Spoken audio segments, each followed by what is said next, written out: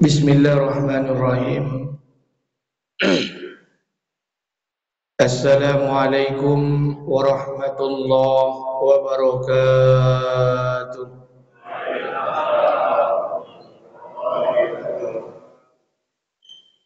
Innal hamdalillah nahmaduhu wa nasta'inuhu wa nastaghfiruh wa na'udzu billahi min shururi anfusina wa min sayyiati a'malina.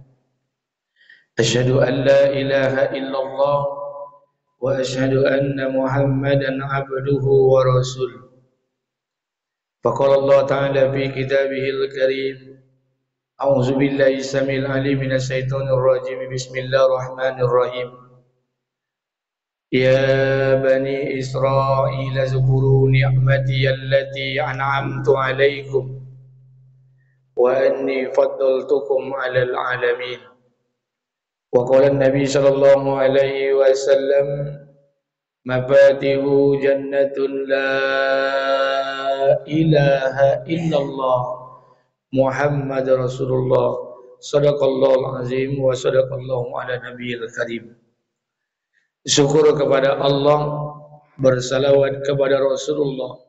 Mudah-mudahan pada subuh hari ini dengan mengucapkan alhamdulillahillazi ahyana ba'dama amatana wa ilaihin nusur, Allah senantiasa beri rahmat dan keberkahan buat kita bersama. Amin ya rabbal alamin.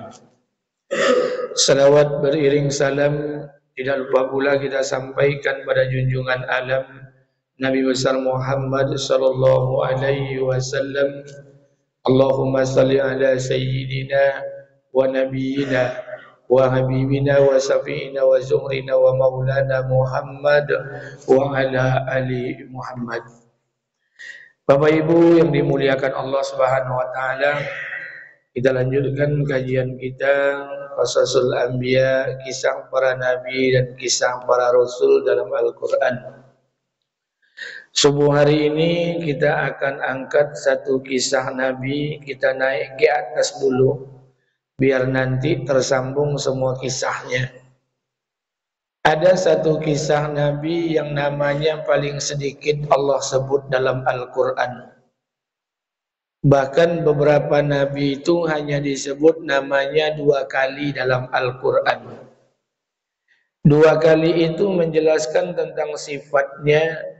Bahkan ada di antaranya, di antara para nabi itu 2 kali disebut menjelaskan tentang Allah memberikan predikat kepadanya, predikat yang terbaik. Nabi itu jarang dibahas karena hampir sejarah menceritakan dengan cerita yang sangat singkat, tapi mengandung banyak pelajaran. Nabi itu bernama Nabi Zulkifli alaihi salam. Nabi Zulkifli ini namanya disebut cuma 2 kali dalam Al-Quran, 30 juz 114 surat. Itu namanya cuma disebut 2 kali dalam Al-Quran. Nabi Zulkifli ini adalah anak dari keturunan seorang nabi. Ayahnya itu bernama Ayub alaihissalam. Ayahnya nabi, maka salah satu di antara anaknya itu diangkat jadi nabi dan diberi nama Zulkifli alaihissalam. Nabi Zulkifli alaihissalam dilahirkan di Damaskus. Damaskus itu sekarang ibu kota Suriah. Diturunkan oleh Allah untuk suku Amoria. Dan Nabi Zulkifli ini hampir mirip dengan pendahulunya. Diberikan oleh Allah kesempatan untuk mengajak orang bertaat kepada Allah. Itu umurnya diperkirakan 65 tahun, 75 tahun. Jadi sudah mulai rata-rata sebagaimana umur kita. Karena makin ke bawah umat ini makin pendek umurnya. Adam alaihissalam hampir 3000 tahun. Nuh alaihissalam berdakwahnya saja 950 tahun. Ibrahim alaihissalam diberikan umur 175 tahun. Sampai kepada Zulkifli umurnya 65 sampai 75 tahun. Zulkifli alaihissalam dimakamkan di daerah Kafel. Sebagian sejarah mencatat Kafel itu lebih kurang 130 km dari Baghdad. atau tidak jauh dari tepian sungai Efrat. Sebagian sejarah lain mengatakan Nabi Zulkifli ini dimakamkan di Palestina, di Suriah, di kawasan negeri Sam. Maka jangan heran negeri Sam itu adalah negeri para nabi, karena hampir sebagian besar para nabi diturunkan di sana dan banyak yang dimakamkan di sana. Nabi Zulkifli alaihissalam nasabnya tersambung juga kepada ayahnya, tersambung juga kepada kakeknya, tersambung kepada nenek moyangnya Nabi Adam alaihissalam. Cuman di mana jalurnya kita lihat, karena jalurnya agak menyimpang ke kanan. Untuk sekedar mengingatkan, Adam alaihissalam sudah sama-sama kita ketahui memiliki anak 40 orang. Salah satu anak itu diberi nama Sis alaihissalam. Sis punya anak Anusi, Anusi punya anak Qainan, Qainan punya anak Mihlail, Mihlail punya anak Yarid, Yarid punya anak Idris alaihissalam. Idris punya keturunan Mutasallim, Mutasallim punya anak Lami, Lami punya anak Nuh alaihissalam. Nuh punya 4 orang anak, Kan'an, Sam, Ham, Yafid. Kan'an dihancurkan Allah, tinggal 3 anak, Sam, Ham, dan Yafid. Dari Sam lahir anak Arfaksad, Arfaksad punya anak Saleh, Saleh punya anak Abil, Abil punya anak Falik, Falik punya keturunan Ra'u, Ra'u punya anak Sarud, dari Sarud ini punya anak Nahud, dari Nahud ini punya anak Azar atau disebut dengan nama Tarah, Azar Tarah ini punya anak namanya Ibrahim alaihissalam. Ibrahim punya anak dari istri yang pertama, walaupun lambat dapat anak. Anak itu diberi nama Ishak alaihissalam, diangkat jadi nabi.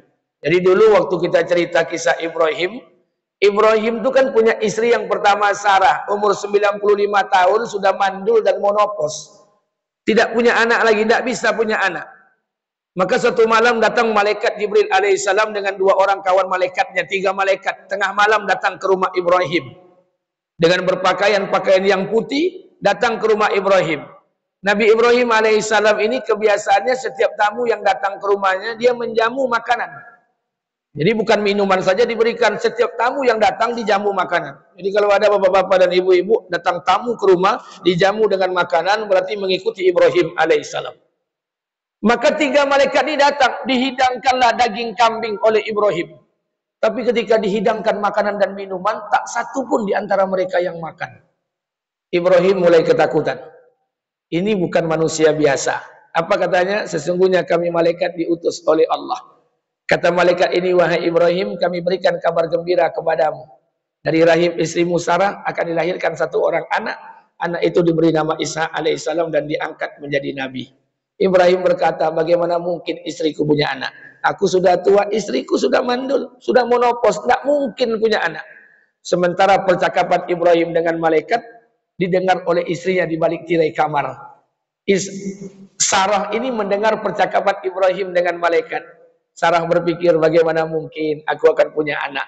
Sementara aku mandul, monopos, tidak mungkin lagi punya anak. Sambil tersenyum. Makanya oleh karena itu lahirlah anak dari rahim Sarah dan diberi nama Ishak. Ishak itu sebagian para ulama mengatakan artinya tersenyum. Dari Sarah ini punya anak Ishak. Ishak ini kejadiannya sama, menikah juga. Ketika Ishak ini menikah, lama juga punya anak. Akhirnya diberikan Allah anak, tak tanggung-tanggung. Ishak ini punya anak kembar. Laki-laki kembar. Di antara kembar itu salah satunya diangkat jadi Nabi Yakub alaihissalam. Saudaranya Nabi Yakub ini yang dikatakan dengan nama Al-Ais, atau ada yang mengatakan Esau. Saudara kembar Nabi Yakub. Dari Esau inilah lahir Arum, dari Arum ini punya anak Tawak, dari Tawak ini punya anak Amus, dari Amus lahirlah Ayub alaihissalam, dari Ayub lahirlah Zulkifli alaihissalam.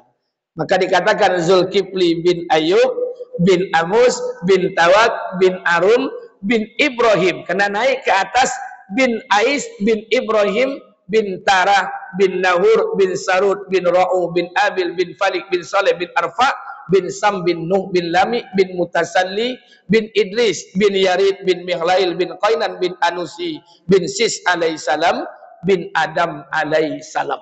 Jadi jalurnya dari saudara kembar Nabi Yakub alaihissalam. Ini belum termasuk Bani Israel. Karena Yakub ke bawah nanti baru Bani Israel. Nabi Zulkifli alaihissalam, ayahnya seorang nabi. Maka sifat ayahnya ini telah diwariskan oleh anaknya. Di antara Nabi Ayub itu banyak anaknya. Dulu kisah Nabi Ayub sudah pernah kita bahas belum, Pak? Sudah belum? Belum, tapi saya sampaikan sepintas. Nabi Ayub itu orang yang diberikan kekayaan oleh Allah.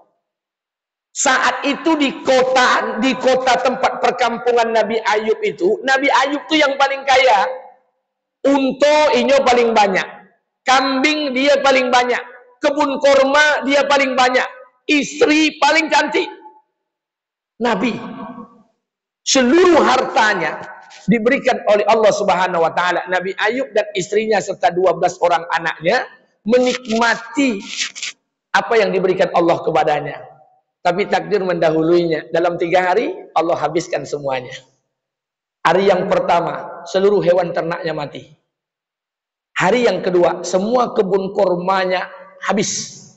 Hari yang ketiga Allah berikan penyakit kepada Nabi Ayub dan 12 orang anaknya dimatikan oleh Allah. Coba bayangkan, Pak, ujian berat Nabi Ayub. 3 hari semua yang dimilikinya habis.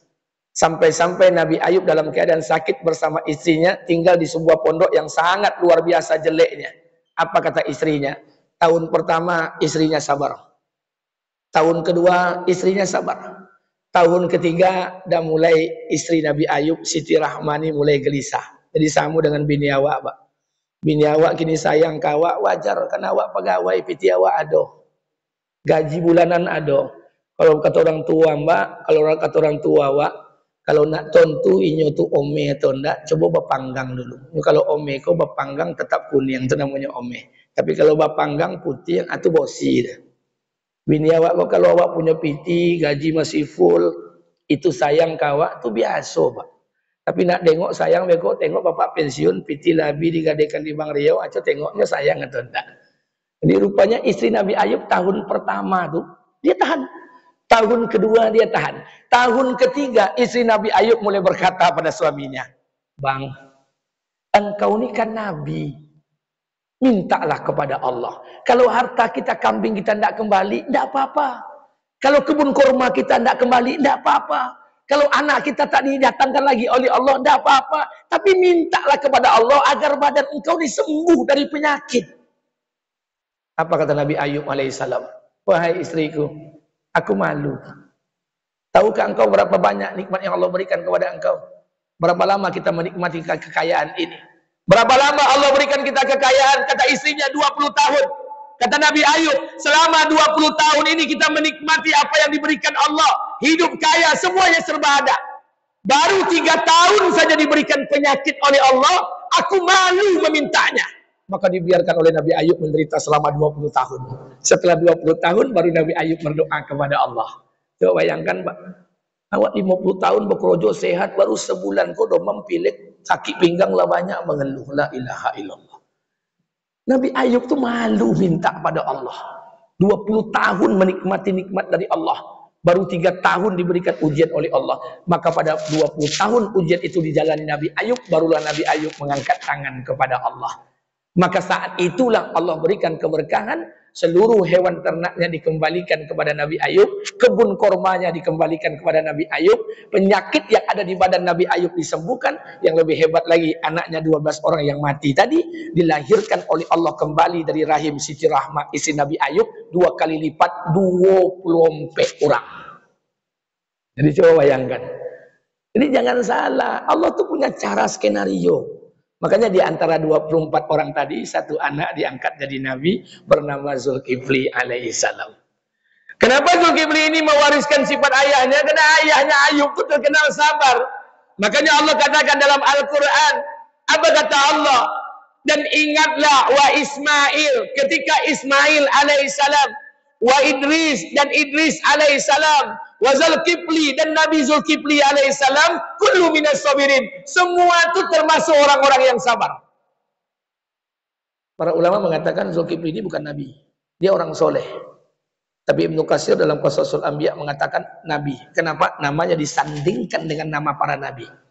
Dan ingatlah Ismail. Ismail Nabi yang sabar. Dia rela mengorbankan nyawanya hanya untuk menyenangkan Allah. Idris alaihissalam, Nabi yang diutus oleh Allah, maaf, Nabi yang diutus oleh Allah. Umat Nabi Idris ini tidak ada. Dia ajak-ajak terus orang, tidak ada umatnya. Sampai Nabi Idris alaihissalam tinggal dalam surga. Sebagian para sejarah mencatat, Idris diangkat ke langit. Sabar. Yang kedua, tiga yang Allah sebutkan, wa Zulkifli dan Nabi Zulkifli alaihissalam, kullu minas sabirin. Mereka semua itu termasuk orang-orang yang sabar. Jadi makanya mohon maaf, kenapa ini dikategorikan kepada nabi-nabi yang sabar? Karena kesabaran ayahnya Ayub alaihissalam telah turun kepada kesabaran anaknya. Maka Zulkifli ini dikelompokkan menjadi nabi yang sabar. Menurut Imam Syafi'i, sabar itu ada tiga. Jadi menurut Imam Syafi'i, sabar itu ada tiga. Apa yang pertama? Yang pertama, as-sabru ala musibah. Sabar ketika mendapatkan musibah. Apa itu musibah? Musibah dalam kamus bahasa Indonesia. Musibah itu adalah segala sesuatu yang datang kepada insan, yang menyebabkan kesedihan, yang menyebabkan tetesan air mata, yang menyebabkan rasa luka, yang menyebabkan rasa tidak enak. Jadi musibah itu dalam kamus dikatakan sesuatu yang datang yang mengakibatkan kita sedih. Itu namanya musibah. Walaupun kerangka musibah sudah pernah saya sampaikan, musibah itu termasuk kategori ujian, kaya juga musibah, ujian, miskin juga musibah, ujian. Tapi untuk musibah ini diidentikan kepada orang yang diberikan menimbulkan rasa sedih. Jadi tidak ada orang diberikan ujian oleh Allah kekayaan, miskin ujian, kaya ujian. Diberikan kekayaan, kemudian dia katakan ini musibah. Pak Ustadz, semenjak kami dapat musibah kekayaan ini, kami sabar, itu tidak ada.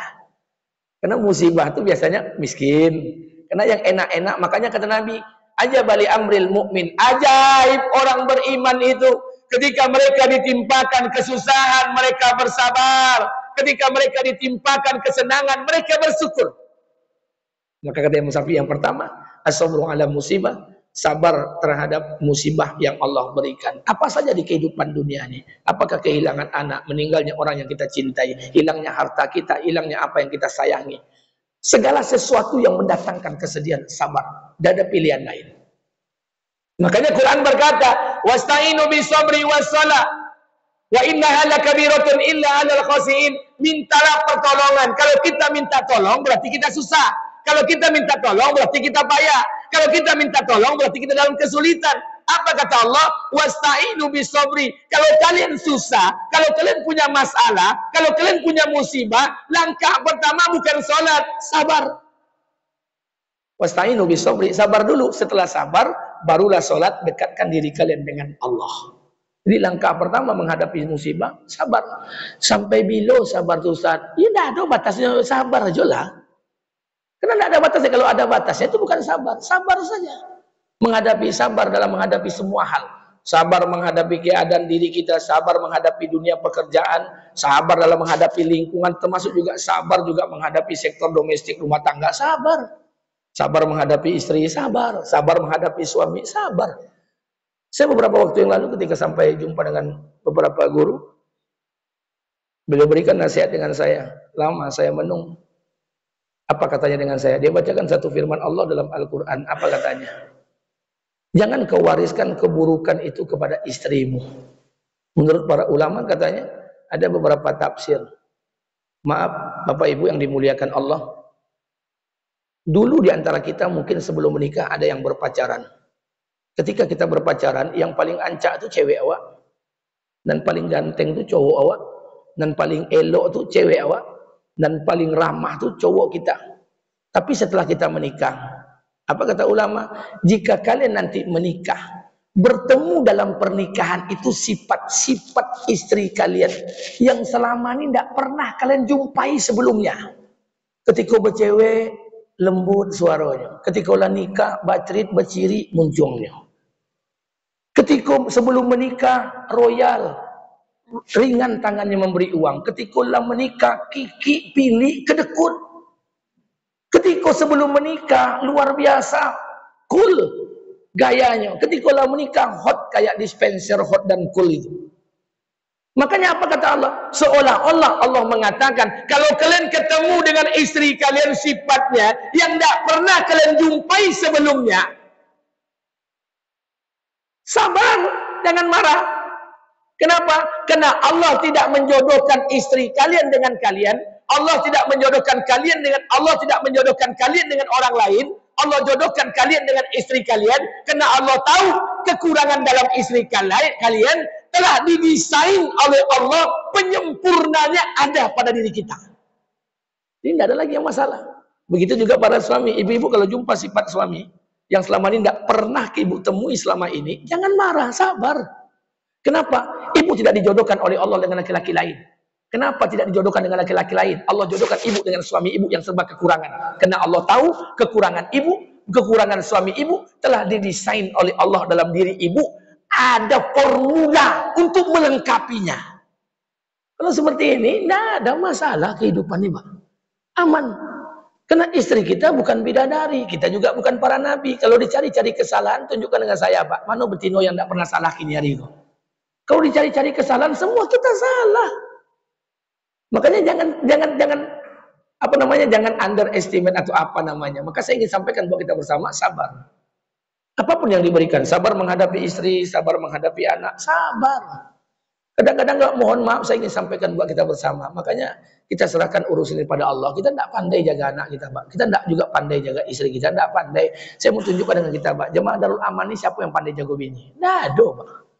Siapa yang bisa menjamin? Bininya kerojo di kantor, lakinya kerojo di kantor. Siapa yang bisa menjamin bahwa lakinya tidak selingkuh di kantor? Di kantor punya perempuan aja, lah mandi segalanya, pakai jas segalanya. Karirnya lebih hebat pada bininya. Siapa yang tidak pernah, yang bisa menjamin ada istrinya tidak selingkuh di kantor sana? Buat WA grup dan sebagainya, CLBK, cinta lama bersemi kembali. Siapa yang menjamin? Tidak ada. Kalau kita tidak buat asuransi dengan Allah, hati ini gelisah. Maka saya katakan, istri saya kan tidak pernah buka handphone saya, karena dia tidak mau ambil risiko. Saya pun juga tidak berani buka handphone istri saya, karena tidak mau ambil risiko. Maka saya katakan, makanya asuransikan pada Allah. Kalau kita sandarkan urusan pada Allah, ini yang dikatakan oleh Allah. Man aslama wajhahu lillah wa huwa muhsin, falahu ajruhu inda rabbih wa la khaufun alaihim wa lahum yahzanun. Barang siapa yang menyandarkan urusan bulat-bulat kepada Allah, dia sandarkan bulat-bulat, wa huwa muhsin, dia buat yang terbaik, wala khaufun alaihim wa lahum yahzanun. Allah cabut di hati rasa takut dan tidak akan pernah bersedih hati. Ini tidak ada takut lagi. Ini tidak ada kegelisahan lagi. Makanya pertama, as-sabru ala musibah, sabar ketika diberikan musibah oleh Allah. Satu. Dua. Yang kedua, as-sabru ala ta'atih. Sabar dalam ketaatan. Kenapa dikatakan dalam taat ini butuh sabar, Pak? Karena kita masing-masing beramal ini niatnya masing-masing. Sama seperti orang umroh. Umroh itu bermacam-macam niatnya.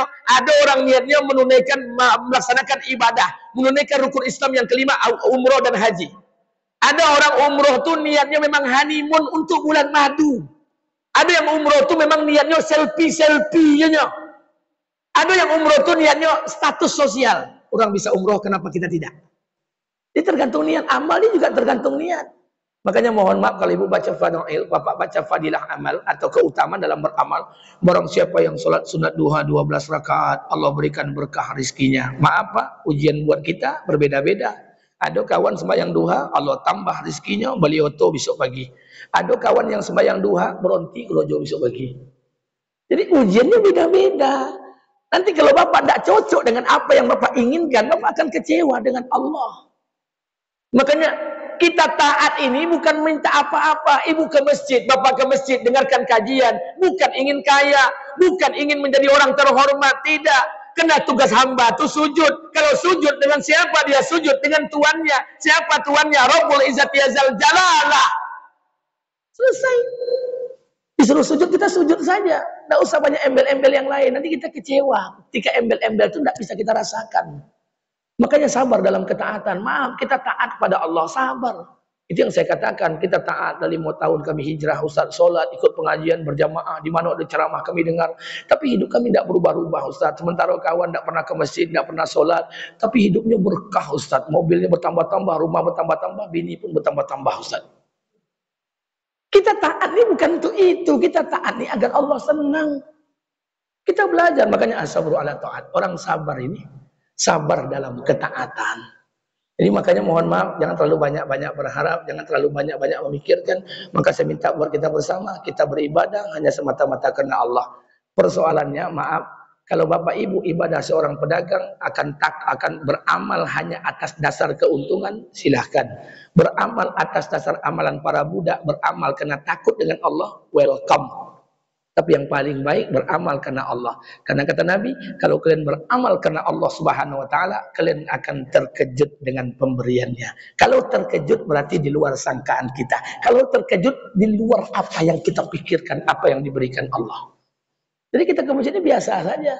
Barang siapa yang ke masjid, mohon maaf, barang siapa yang menjaga salat 5 waktu selama 40 hari 40 malam, maka Allah bebaskan dua sifat. Salah satunya sifat munafik. Ada kawan kita yang ke masjid selama 40 hari 40 malam tak tertinggal takbiratul ula 5 waktu ke masjid. Memang betul, alhamdulillah Allah berikan keberkahan. Dia tidak pernah bohong, dia tidak pernah menjadi orang munafik. Tapi ada yang ke masjid tiap hari, tapi tiap hari dia menduto, tiap hari dia penduto. Karena banyak caleg ikut ambo kini di masjid itu menduto jokojonya. Tapi itulah keadaannya. Tapi kalau kita itu yang kita lihat nantinya, kita akan kecewa dengan Allah, kita akan kecewa dengan agama ini. Makanya luruskan saja niat, kita beramal ini, beribadah ini karena Allah Subhanahu wa taala. Persoalan Allah mau kasih apa, itu urusan Allah. 2. Yang ketiga, as-sabru ala maksiat. Sabar ketika tidak bermaksiat kepada Allah. Kita punya peluang untuk bermaksiat. Makanya mohon maaf Bapak Ibu, kalau Bapak diberikan Allah kesusahan, miskin, tidak punya uang, syukur. Kenapa? Dengan kita tidak punya uang, tertutup salah satu pintu-pintu maksiat. Kalau Bapak punya uang, di saku sebelah kiri 10 juta, di saku sebelah kanan 10 juta, di rekening 2 miliar, auto Pajero Sport, kaconya hitam, tiap malam Bapak bawa cewek ke hotel. Lah, kenapa? Fasilitas mendukung, uang mendukung. Pas pula, maaf, setan itu memang pandai dia, bacokak ketek pula di rumah sama bini. Pas momennya. Tapi kalau Bapak miskin, kemudian bawa cewek ke hotel, itu keterlaluan. Kalau ada orang bansek selingkuh, itu tidak bau taknya. Nah, saya sampaikan. Tapi kalau orang kaya selingkuh, fasilitasnya ada. Jadi ketika Bapak tidak punya uang, jangan khawatir, syukuri. Tertutup salah satu pintu-pintu maksiat. Jadi jangan mengeluh. Alhamdulillah. Ya Bapak pula ada selingkuh, beli rokok juga tidak ada. Makanya syukuri. Makanya orang yang punya uang tadi, dia punya potensi untuk maksiat. Tapi ketika dia tahan untuk tidak bermaksiat kepada Allah, as-sabru ala maksiat, dia menahan sabar untuk tidak bermaksiat, walaupun dia bisa melakukannya. Itu sabar. Berat. Ini teori, tapi prakteknya nanti kita. Makanya dikatakan, makanya Allah Subhanahu wa taala katakan. Kemudian Allah juga mengatakan menceritakan tentang Zulkifli alaihissalam. Dikatakan bahwa mereka ini orang-orang yang sabar. Kemudian Allah mengatakan wazkur, dan ingatlah. Diulang lagi oleh Allah, wa Ismail. Tapi nabinya beda. Wa Ismail, wa Ilyasa, kemudian wa Zulkifli, wa kullu minal ahyar. Dan mereka ini orang-orang yang paling baik. Ismail, tadi Idris, wa Ilyasa, wa Zulkifli, wa kullu minal ahyar. Mereka ini orang yang paling baik. Coba bayangkan, kesabaran dari ayahnya turun, baiknya juga menjadi ayah turunan dari ayahnya. Mana Nabi Zulkifli itu menjadi nabi yang paling baik. Maka Zulkifli alaihissalam hidup di daerah suku Amuria, diutus oleh Allah. Hebatnya Nabi Zulkifli, ayahnya nabi, dan di saat Zulkifli lahir, yang memerintahnya juga nabi, Nabi Ilyasa alaihissalam. Dari mana Ilyasa ini? Ilyasa ini keturunan dari Nabi Yusuf alaihissalam. Makanya mohon maaf, Ibrahim punya istri 4, salah satunya Sarah. Sarah punya anak Ishak, Ishak punya anak Yakub dan Al-Ais. Al-Ais tadi arahnya ke Zulkifli. Yakub punya anak 12 orang. Salah satu 12 orang tadi dianggap jadi nabi, namanya Yusuf alaihissalam. Yusuf punya anak Ifrahim, Ifrahim punya anak Sutlim, Sutlim punya anak Ahtub, Ahtub punya anak Ilyasa alaihissalam. Yang memerintah itu ketika itu Raja Ilyasa. Lah tua, tapi tidak punya anak. Maka Raja Ilyasa membuat sayembara pengumuman. Siapa yang akan menggantikanku sebagai raja? Sayembara di rakyatnya. Siapa yang bisa menggantikan tahtaku jadi raja? Tapi dengan 3 syarat. Ada syaratnya. Untuk jadi raja ini 3 syarat. Apa syarat dibuat oleh Nabi Ilyasa alaihissalam? Satu, dia sanggup berpuasa setiap hari. Bukan sekali sehari, setiap hari. Yang kedua, dia bangun malam setiap malam beribadah. Yang ketiga, dia tak mudah marah. 3 orang, 3 syarat ini. Seluruh rakyatnya disampaikan, tidak ada satupun rakyatnya yang sanggup. Yang sanggup cuma mengangkat tangan Zulkifli alaihissalam. Kenapa? Karena Zulkifli dari kecil sudah mulai berpuasa setiap hari, sudah bangun malam setiap, dan Zulkifli Nabi yang sabar. Makanya kata ulama, Zulkifli itu salah satu artinya sabar. Jadi kalau ada nama Zulkifli di Sikopang Bongi, ganti nama itu, malu jo. Ya. Zulkifli itu artinya orang yang menangguh, bisa menjaga amanah. Jadi kalau ada nama Zulkifli, panduto, ganti, buat malu Nabi saja. Maka saya katakan, ada nama Zulkifli juga, Pak. Dia tersalah lah, tersinggung. Tapi begitulah. Makanya kata ulama, Zulkifli itu artinya orang yang sanggup menjalankan sebuah amanah. Sebagian lagi mengatakan Zulkifli adalah orang yang berlipat ganjaran. Sebagian lagi mengatakan orang yang sabar dan dermawan. Makanya mohon maaf, Zulkifli ini bukan nama asli. Zulkifli itu nama yang diberikan oleh Raja Ilyas, Nabi Ilyas alaihissalam. Nama aslinya Bashar. Maka diberikanlah Zulkifli karena orang yang paling sabar, tidak pernah bohongi. Jadi kalau bila suami kita, suami ibu di rumah sabar, tidak pernah marah, panggillah dengan panggilan Zulkifli dia. Selama kau namanya buruk, agilah Zulkifli, nama biar rancak segitu. Karena Zulkifli Nabi yang sabar. Maka 3 syarat ini, orang yang bisa berpuasa siang hari, yang bisa bangun malam, dan tidak mudah marah. Syarat ini akan jadi raja pengganti Raja Ilyasa. Tidak ada satupun yang bisa, kecuali Nabi Zulkifli alaihissalam. Angkat tangan. Jadi rupanya syarat raja itu 3, Pak. Orang puasanya rajin, bangun tengah malamnya rajin, tidak mudah marah. Cuma 3 syarat ini kita bawa untuk Pilpres 2024, Pak. Syarat jadi presiden, orang yang rajin berpuasa, orang yang rajin bangun malam, dan tidak mudah marah. Pilihlah, buat standar ini. Tidak usah sebutkan nama. Dan silakan saja, ini yang dibuat oleh Raja Ilyasa. Maka diangkatlah Zulkifli alaihissalam. Ketika Nabi Zulkifli jadi raja, Iblis penasaran, kenapa Allah katakan kullu minas sabirin? Zulkifli itu kok sabar? Diuji oleh Iblis. Dalam kisah-kisah para nabi diceritakan. Apa ceritanya? Iblis alaihissalam, Nabi Zulkifli itu punya kebiasaan. Pagi hari dia berpuasa. Waktu istirahatnya itu minimal kalau bahasa kitanya jam 10 sampai menjelang zuhur, itu istirahatnya. Kemudian dari ba'da asar sampai maghrib, dia waktunya menjamu tamu dan menyelesaikan masalah umat, masalah rakyatnya. Setiap hari, malam Zulkifli tidak pernah tidur. Dia sibuk beribadah, menangis kepada Allah. Itu waktunya. Iblis datang kepada Zulkifli menyerupai diri sebagai manusia. Datang waktu Zulkifli sedang tidur, istirahat jam 10 pagi. Mengadukan segala urusan. Kata Zulkifli, saya sedang istirahat. Kalau engkau ingin urusanmu selesai, datanglah ba'da asar, aku akan selesaikan urusanmu. Ba'da asar ditunggu oleh Nabi Zulkifli. Pajak tua Iblis kan tak jadi tiba dah. Besok jam 10 tiba lu balik. Kata Zulkifli, aku sedang istirahat. Kalau kamu datang urusanmu selesai, nanti ba'da asar aku tunggu. Ditunggu oleh Nabi Zulkifli alaihissalam sampai maghrib, tak jual. Datang lagi hari yang ketiga. Kata Nabi Zulkifli, nanti ba'da asar aku tunggu. Semalam aku telah menunggu engkau 2 hari, tapi engkau juga tidak datang. Nanti akan kutunggu engkau pada asar. Kata Iblis itu, wahai Nabi, tahukah engkau siapa aku? Aku Iblis. Kata Iblis, aku berputus asa untuk merayumu. Memang kau ini tidak pernah marah. Tidak ada bohongi dah. Itu Zulkifli itu. Sabar. Jadi mohon maaf, kita sabar. Memang Nabi ini, Nabi Zulkifli, Nabi yang paling sabar.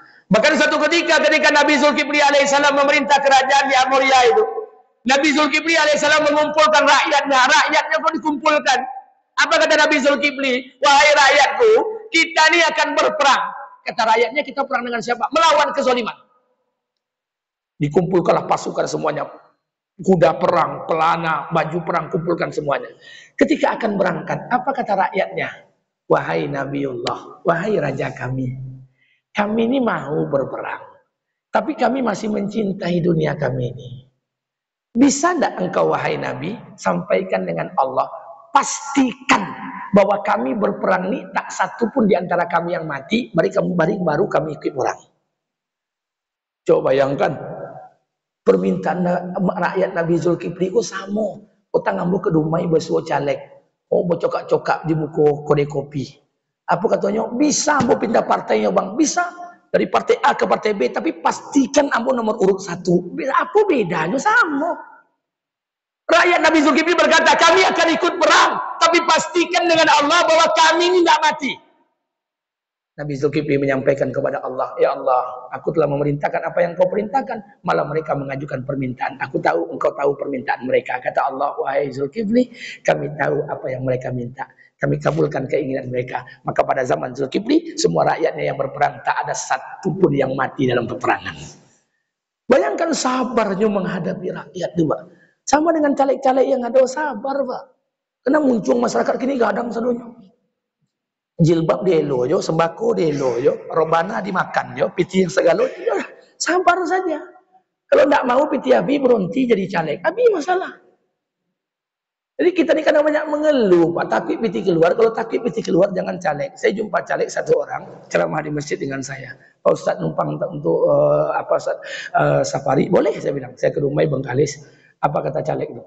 Pak Ustadz, zaman sekarang ini bulan Desember ini.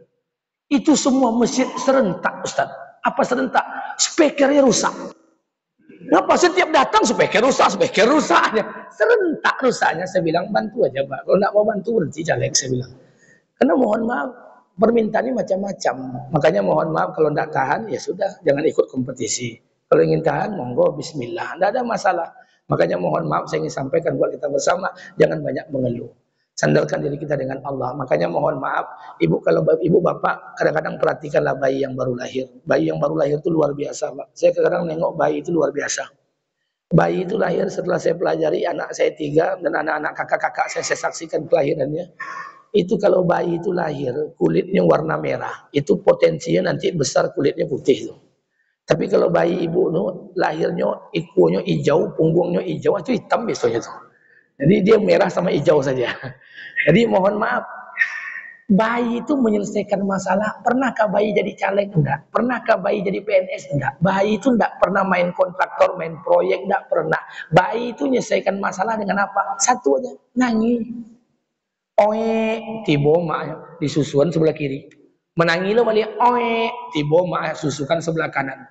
Dan sudah disusukan menangi lo balik, oe, dibuka popoknya, jangan-jangan terciri, terkonciang.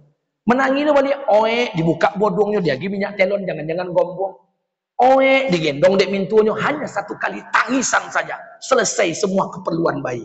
Hari ini kenapa keperluan kita tidak pernah selesai? Karena awak jarang menangis. Menangilah, nangis malam hari.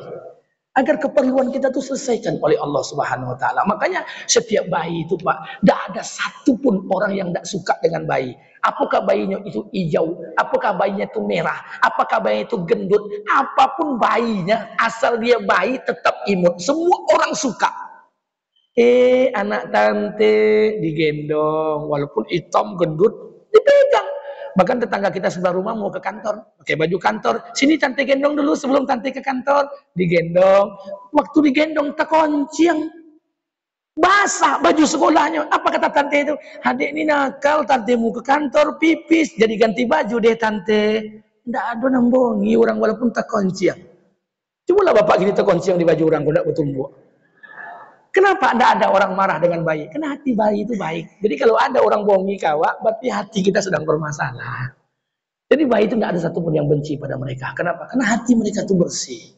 Maka kita belajar sabar untuk menghadapi apa yang terjadi dalam kehidupan ini. Makanya mohon maaf, saya minta pada kita bersama, dalam menghadapi kehidupan dunia ini kita sabar. Sabar dalam menghadapi apa saja kehidupan dunia. Ini teorinya. Tapi prakteknya saya dan kita bersama nanti akan diuji.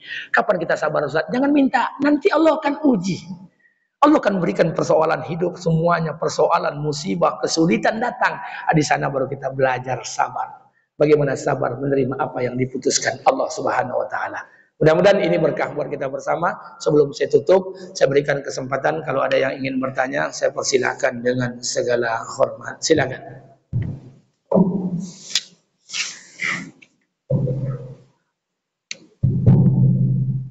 Silakan Bapak ya, kali ini bertanya baik pada ini ataupun hal yang lain. Baik, silakan. Assalamualaikum warahmatullahi wabarakatuh. Waalaikumsalam. Ya, berhubungan dengan materi yang sudah Bapak sampaikan, ya bahwa kita dalam segala berusaha. Tapi ini ada masalah Pak, misalnya seperti Bapak bilang tadi, waktu pacaran pemurah, pengasih, mohon memberi apa yang diminta oleh pacarnya tadi dia laki-laki atau perempuan. Tapi jadi pertanyaan, apakah waktu pacaran itu antara kedua belah pihak sudah ada hak dan kewajiban? Sebab kadang-kadang apa yang diminta oleh pacarnya dikasih. Kadang-kadang sang pacar ini gajian dan yang pacarnya laki-laki itu udah ditunggu untuk menerima gaji.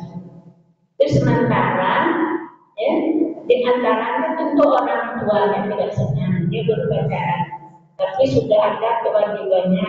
Apakah sudah ada kewajibannya mengasih gajinya pada si pacar yang perempuan tadi? Tadi demikian sebaliknya. Ini pertanyaan apakah sudah ada hak dan kewajiban dalam ngasih kepacaran. Terima kasih. Assalamualaikum warahmatullahi wabarakatuh. Baik, saya pernah nguji skripsi mahasiswa. Judul skripsinya itu adalah tanggung jawab laundry. Udah salah, laundry itu apa? Atau pelaku usaha dalam kerusakan barang konsumen. Ditinjau dengan perspektif hukum. Saya tanya, usahanya punya izin? Enggak. Punya siup, punya situ? Enggak. Gimana kita akan minta tanggung jawab hukum sementara usaha itu ditegakkan di atas jalur ilegal? Sama seperti ini. Saya pacaran, punya ketanggung jawab saya untuk mengantarkan cewek saya, mengantarkan pacar saya, memberikan dia emas, membelikan dia makanan. Enggak ada. Karena pacaran itu ilegal, tidak ada tanggung jawab. Tapi setelah saya ijab kabul, aku nikahkan engkau dengan anak kandungku Fulan bin Fulanah binti Fulanah dengan mas kawin seperangkat alat sholat, baru muncul kewajiban, baru muncul tanggung jawab, baru muncul hak. Tidak ada kewajiban. Maka saya katakan buat kita bersama, sebetulnya ini mohon maaf, saya tidak mau cerita, tapi apa boleh buatlah. Ini kadang-kadang ini mohon maaf. Saya di Mekah 2000 bulan Oktober, bulan November semalam. Tapi nanti direkamnya dipotong saja ya. Nanti dengar sama istri saya, nanti kasihan, sedih dia. Saya tidak pernah cerita, cuma sangat takut saya cerita. Kenapa nanti sedih dia? Kenapa? Saya di Madinah bulan November semalam. Bulan Oktober. Berangkat saya, istri saya tidak berangkat, istri saya November. Saya berangkat. Sampai di Madinah, habis dari Raudhah semuanya, ba'da asar saya pulang ke hotel, mandi, habis mandi, pakaian. Habis pakaian saya jalan ke Masjid Nabawi, jalan sendiri. Di sebelah itu ada Movenpick itu pintu 2328 itu, ada kan orang jual kopi di sana. Saya duduk masuk dalam mall dekat Bin Daud itu, ngopi saya sendiri. Waktu saya ngopi, duduk di depan meja saya perempuan, cantik, pakai cadar, nampak matanya. Kalau kan orang ngancak itu kan nampak dari matanya, Pak. Cantik. Saya tengok pending apanya, travel umroh juga, orang Indonesia, karena tulisan Indonesia. Pasti orang Indonesia nih, saya bilang, Assalamualaikum Mbak, salam dari mana? Indonesia dari mana? Malang. Oh Malang. Panjenengan dari mana? Saya dari Pekanbaru Riau. Oh iya.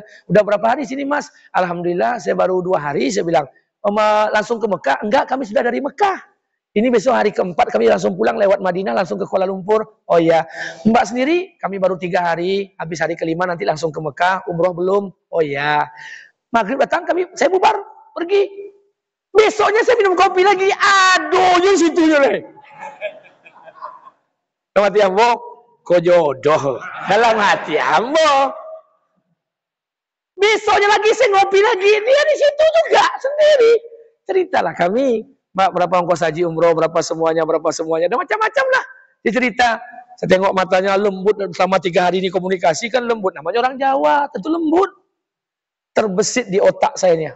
Terbesit sedikit.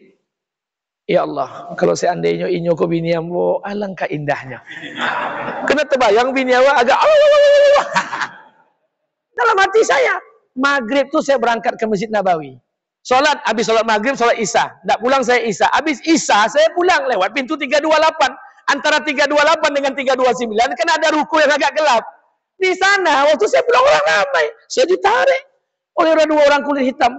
Saya pikir ada dia mengambil handphone atau maling, tapi tidak mungkin. Ditarik, tariknya antara lembut dan kasar dia tarik. Sampai di tempat pos kecil itu, dia pukul kepala saya sambil mengucapkan kata-kata. Muskil, mamnu, muskil, mamnu. Dipukul kepala saya, kemudian dia pergi. Saya duduk di sana nangis, saya pulang, saya balik ke Masjid Nabawi, saya tobat saya. Berpikir untuk tidak bersyukur dengan dapat bini aja, Allah berikan ujian. Kena utak kalau pikir, seandainya ikut ke bini awak. Dipukul kepala saya, mamnu, muskil katanya. Dilarang, dilarang. Kita syukur, Pak. Makanya mohon maaf, cerewet-cerewet bini awak. Bercirik-bercirik muncungnya bini awak. Jadi kalau bapak selingkuh, maaf, kalau bapak selingkuh dengan perempuan lain, kemudian dia lembut, jangan terperdaya. Itu pertama, nyolah nikah sama, sama. Maka saya katakan, ini mohon maaf. Makanya kita bersyukur dengan apa yang kita miliki dan sabar. Karena tidak ada manusia yang sempurna. Tidak ada. Istri kita punya kelebihan, punya kekurangan. Kita para suami punya kelebihan, punya kekurangan. Ada. Makanya sabar saja. Makanya saya sampaikan kepada ibu, untuk dalam pacaran tidak ada kewajiban. Karena pacaran tidak juga diatur dalam Islam. Maka saran saya tidak pernah pacaran. Saya bertemu dengan istri saya, dijodohkan. Kalau tidak pacaran, tanyalah. Ceramah di masjid, menangi. Rupanya bini yang ikut menangi. Habis sudah ceramah, diantar ke rumah, minum air kopi teh. Yang membawa teh itu inyong. Datang Pak RT, datang Pak RW, datang ketua masjid. Ustaz mau sama anak kami? Mau, saya bilang, nikah. Jadi bermacam-macam cara. Makanya mohon maaf, bukan saya tidak mau pacaran, saya mau pacaran. Cuma perempuan tidak ada yang mau bercewek sama boleh. Itu cuma masalahnya. Awak miskin, bontok buruk, itu aja. Tapi syukuri. Kalau sempat saya sekarang bujang, pegawai negeri, tampang ganteng, bawa mobil, pasti kalau ada cewek, tidak mau kamu buto nyolang. Tapi dulu kan saya tidak punya kerja, tampang layah ya walayamut. Makanya saya katakan kita syukuri apa yang diberikan Allah. Diberikan Allah istri, syukuri. Makanya dengan agama ini semua jadi indah. Bini awak kurang kalau ada agama, indah. Istri kita kurang cantik dengan ada agama, indah. Makanya kadang-kadang 2 hari yang lalu ada satu orang suami ngadu dengan saya. Ustadz, di malam saya bangga dengan istri saya. Kenapa bangga? Istri saya itu kan setiap malam jam 2 bangun, Ustadz. Jam 2 malam itu dia bangun. Tahajud, baca Quran. Itu tidak tidur sampai subuh. Tiap malam rutinnya. Tapi malam itu berkesan dengan saya, Ustaz. Kenapa berkesan? Jam 2 malam dia bangun, saya nampak dia bangun ngambil wuduk. Saya tengok dia sholat pakai sejadah. Jam 3 saya tersentak lagi, saya tengok dia menangis, Ustaz. Melulung menangis berdoa. Saya bangga punya istri kayak gitu. Kemudian, Ustaz, saya duduk memastikan tangisan itu. Rupanya istri saya sedang menangis itu langsung menghadap dengan saya, diciumnya tangan saya. Makin senang hati saya, Ustaz. Yang saya rasakan, istri saya minta maaf mungkin atas dosa-dosanya selama ini dengan saya. Kata dia, rupanya kata bini, Bang, maafkan adik Bang, bulan ini target adik tidak tercapai, bonus tidak keluar. La ilaha illallah. Terlalu rendah, Pak, harga dunia ini untuk kita tangisi. Maka saya katakan, menangislah kita minta ampun pada Allah. Jangan untuk perkara dunia, terlalu murah. Maka saya katakan, apa kata teman saya? Itu saya pikir minta maaf dengan saya, Ustaz. Rupanya target sama bonusnya belum keluar. Makanya nangis bayi-bayinya la ilaha illallah. Menangislah kena banyak dosa. Menangislah. Makanya sabar, menghadapinya sabar. Karena kita tidak sempurna. Saya juga tidak sempurna. Saya berusaha untuk menjadi yang sempurna. Makanya mohon maaf, ini saya pesankan buat kita bersama. Saya pernah ucapkan dengan istri saya sampaikan dengan istri saya, apa saya sampaikan? Bu, ini pelajaran buat saya juga. Pelajaran buat kita. Para suami, kalau suami ini selingkuh, berzina, selingkuh, dia buat dosa, berzina, berselingkuh, ketahuan oleh ibu, ada 2 solusi. Pertama, ibu tidak tahan, ajukan cerai gugat. Nah, kalau ibu tidak tahan, ajukan cerai gugat, silahkan. Tapi kalau yang ada solusi kedua, kalau ibu mau memaafkan suami ibu, itu lebih baik. Insya Allah kami para suami akan bertobat pada Allah. Karena kami laki-laki kalau berselingkuh, tidak ada main hati, main nafsu. Karena kami pingin model apa betina dengan kulit putih, kulit hitam, kulit hijau, kulit merah. Tapi maaf, kalau istri saya selingkuh, istri kita selingkuh, dia berzina, ketemu dengan kita, saya sarankan, perbuatannya maafkan, tapi ceraikan dia. Karena tidak ada perempuan yang berselingkuh dengan nafsu. Perempuan berselingkuh pasti pakai hati. Nah, tidak ada perempuan mau merelakan badannya dengan nafsu, dengan hati. Kalau kami kok naposu juga kodang aja. Makanya mohon maaf, saya sampaikan dengan istri saya, kalau saya berselingkuh, adik tidak tahan, silakan ajukan cerai. Tapi kalau ada maafkan abang, insya Allah abang bertobat. Tapi kalau istri saya berzina, berselingkuh, saya maafkan kesalahannya, tapi saya ceraikan dia. Karena tidak ada perempuan yang berselingkuh dengan nafsu, tapi dia berselingkuh pasti pakai hati. Maka saya minta untuk kita bersama, kita belajar sedikit. Sabar. Kadang bini awak lombek ke orang, kemana pak? Kawak kasar, sama jawabnya pak. Awak kadang-kadang lombek ke bini orang, ke bini awak, mulai harimau je. Kemana bu? Ke pasar. Amulah sama-sama, amu sekali ke muka. Kalau ke bini awak, ngapo je kau di rumah lah duduk. La ilaha illallah. Sama sabar. Maka oleh karena itu, kalau seperti ini keadaan kita, makanya sabar, jangan kita wariskan keburukan kita kepada istri kita. Sabar untuk menerima apa yang diputuskan Allah. Sekali lagi, jelek-jelek, keburukan-keburukan, kekurangan, dia tetap istri kita. Dia tetap suami kita. Mana tahu dengan kekurangan itu kita makin mencintainya. Dengan kekurangan itu dititipkan Allah kelebihan di sana, kita makin saling menyayanginya. Semalam saya ke pasar pagi Arengka. Di samping pasar pagi Arengka ada orang jual tahu. Suami istri sudah tua. Istrinya pakai cadar, suaminya pakai kopiah agak berjanggut warna putih. Dia jual tahu berdua kiri kanan, saling bergandengan tangan. Saya cemburu. Jual tahu juga gandengan tangan, coba. Lah tuh awak pakai oto, ngelakson bini pakai oto kelakson, tintin, la ilaha illallah. Cemburu saya. Sudah tua pun mereka masih bermesraan. Suami istri. Makanya mohon maaf, saya bilang sama istri saya, dulu ketika kita belum punya mobil, kita pakai Honda. Kita ke pasar pagi Arengka, kemana saja jalan-jalan, itu pasti adik di belakang. Umi pasti peluk badan Abi, walaupun perut Abi dulu belum begitu buncit. Tapi indah nyamannya. Sesekali direm kena ada lubang-lubang di jalan. Indah. Kalau kini lah pakai oto masing-masing yang menyapu pun tidak ada berpelukan. Ada pakai klakson. Tintin, adik pergi ya. Tapi begitulah keadaan kita hari ini. Mudah-mudahan ini berkah buat kita bersama. Ada lagi yang mau kita sampaikan? Tidak ada? Kalau tidak ada, kita belajar menikmati dan mensyukuri apa yang diberikan Allah di sisa-sisa umur kita ini. Mudah-mudahan kita menjadi yang terbaik di 2024. Saya minta pada kita bersama, hitungan lebih kurang 39 berapa hari lah Pilpres? 38 hari lagi kita akan Pilpres. Kita akan pemilihan parlemen-parlemen, dewan-dewan kita. Sekali lagi saya minta pada kita bersama, serahkan diri pada Allah, sandarkan urusan kepada Allah, perbaiki diri kita jadi orang yang terbaik, agar kita diberikan Allah pemimpin-pemimpin yang terbaik di negeri ini. Amin. Tapi ingat, pemimpin itu cerminan rakyatnya. Kalau rakyatnya suku mengicu, rakyat pemimpinnya pasti Allah utus pemimpin yang penduto. Karena rakyat pimpinan itu cerminan rakyatnya. Tujuan kita perbaiki diri kita agar Allah hadirkan nanti pemimpin-pemimpin yang terbaik untuk memimpin negeri kita tercinta ini. Amin ya rabbal alamin. Lebih dan kurang saya mohon maaf. Subhanakallah wa bihamdika, asyhadu an la ilaha illa anta, astaghfiruka wa atubu ilaik. Assalamualaikum warahmatullahi wabarakatuh.